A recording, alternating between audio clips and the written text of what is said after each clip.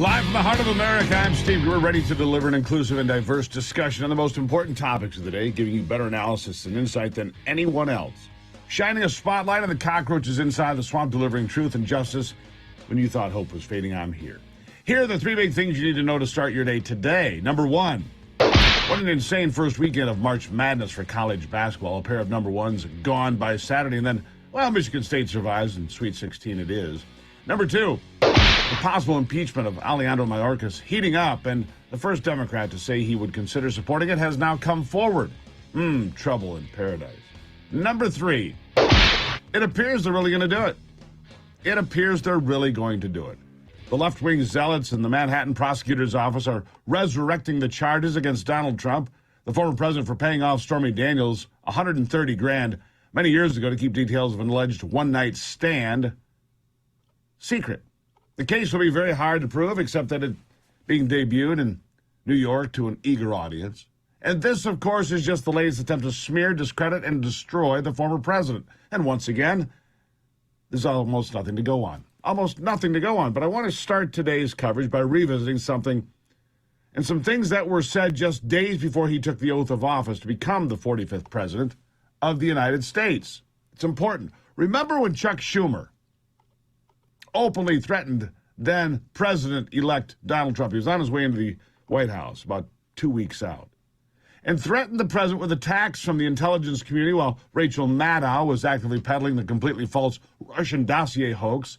This was one of the first volleys to destroy Trump at all costs. This is one of the first volleys of that war. Listen.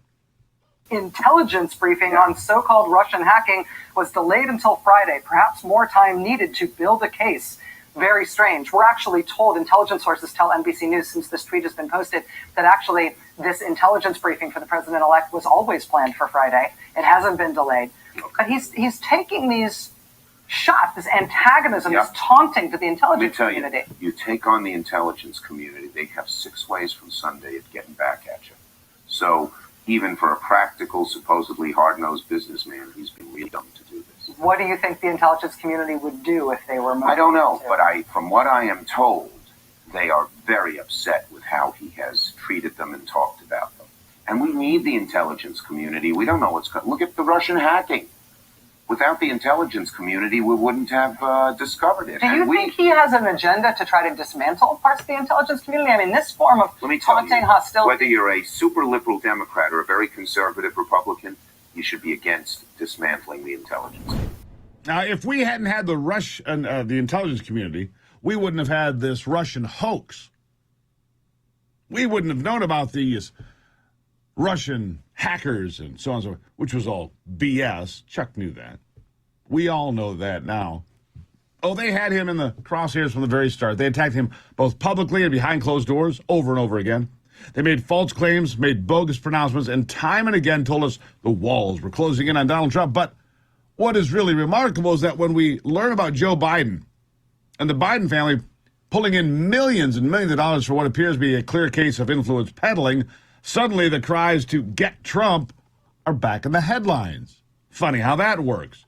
Joe Biden and several members of his family may have committed actual crimes, not just covering up some tawdry infidelity with some second-rate porn star. But I digress. Jonathan Turley hammers on the Manhattan DA over the weekend as well for the blatantly political prosecution of the former president in pursuit of an inflated charge that may have already run out of time. Listen to this. Well, this is the ultimate gravedigger indictment. They literally dug up a claim, a theory from 2016, a theory that the Department of Justice decided did not warrant prosecution. And Bragg's own predecessor, of course, did not bring this case. And so it's really something that is rather patently obvious as a political prosecution, in my view. It's a very weak case legally. This is a misdemeanor under New York law that they hope to convert into a felony by essentially prosecuting a federal crime that the Justice Department declined to bring in prosecution. That's going to be a hard thing to sell to some judges, but they might succeed. You couldn't pick a better jurisdiction for the judges or juries in New York, obviously. This is the nightmare jury pool for Donald Trump. And he has to take this seriously. If this is found to be a Class C felony, I think the recommended minimum is a year in jail. So there are serious risks here. But there are also serious flaws in this indictment. I'm not entirely sure Bragg didn't run out of time. I think that there's strong arguments to make that the statute of limitations ran on this claim. So that would mean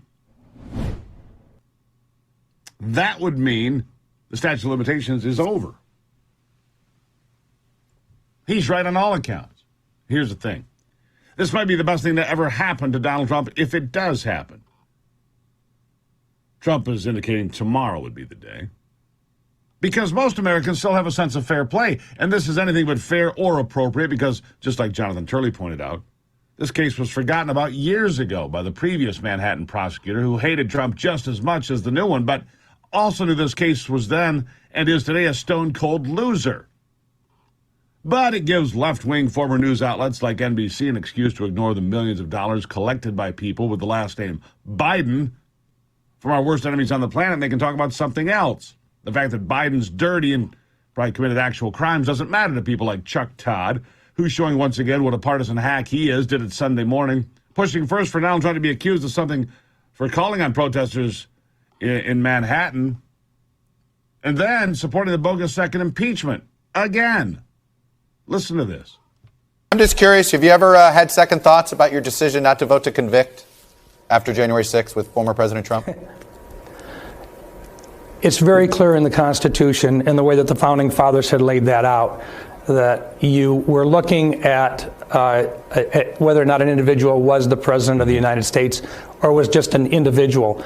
At the time of that trial, Mr. Trump at that time was an individual. He was not the President of the United States. Founding Fathers clearly did not want indictments to start on former presidents. They didn't want that to happen. They saw it going on in England at the time.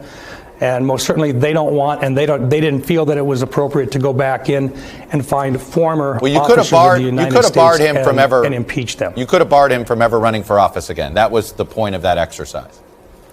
Oh. Actually, the idea behind an impeachment is to take away the shield of office. Yeah. That's all it does. After that, other things can occur. And right now, the shield of office is gone, and now it's up to the courts.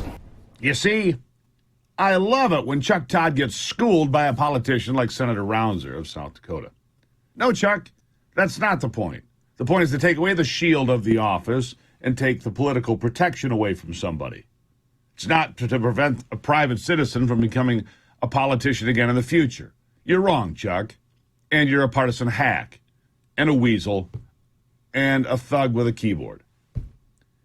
The partisanship of NBC, nothing but crap, NBC, nothing but crap, is unbelievable. My former employer, NBC, what a joke they have become. At any rate, I'm going to take a break. I've got more of this. I'm not done with this yet.